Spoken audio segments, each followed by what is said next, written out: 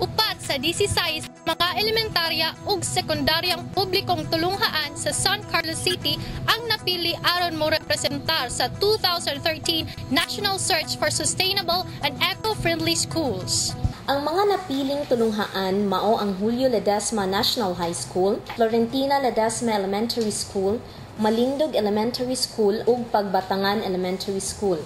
Sa gihimong evaluation sa Region 6, ang lain-laing tunghaan nagpakita kung unsang ilang mahimo sa mga biodegradable ug non-biodegradable products. Dili lamang kini makatabang aron makubsan ang basura sa mga lumulupyo, kung dili para ipakita sa tibuok katawhan nga ang basura makwatahan usab. Sa pagkuyog sa Dateline City Hall sa mga evaluators, nakita niini ang mga tulunghaan nga mipakita sa ilang tagsa ka mga talento sa pag-recycle sa mga basura. Sa JLNHS, naghimo ang kinatibuk-ang school community og mini exhibit gamit ang mga basura.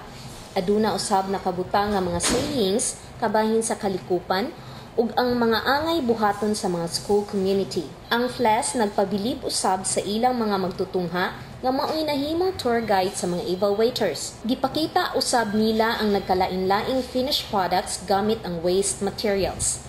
Sa laing bahin, dito sa Malindog Elementary School ug Pagbatangan Elementary School, wala gimahayan sa mga evaluators ang pag-adto sa maong mga tunghaan bisan pa sa kalayo. Gipakita gayud nila nga dili babag ang kalayo sa lugar para magpakabana sa kalikupan. Ang mga evaluators nga nagagikan pa sa Region 6 mao sila si Chief Education Supervisor, DepEd Regional Office 6, Dr. Eden Deriada, Education Supervisor Chad Regional Office Efren Sucaldito ug Environmental Management Bureau Dr. Amelita Quintos Giliargan. Ang mga evaluators nag-awhag sa mga lumulupyo nga ipadayon ang maong buluhaton dili lamang sa sulod sa tunghaan apan usab sa ilang tagsa ka mga panimalay. Nagpasalamat usab sila nga gitagaan sila og higayon nga makaabot sa dapit kung diing dili tanan nga mga high officials sa DepEd, EMB ug CHED ang nakatungtong. Dugang pa, nagpasalamat sila kang Mayor Gerardo Valmayor sa iyang suporta sa pagpalam solid waste management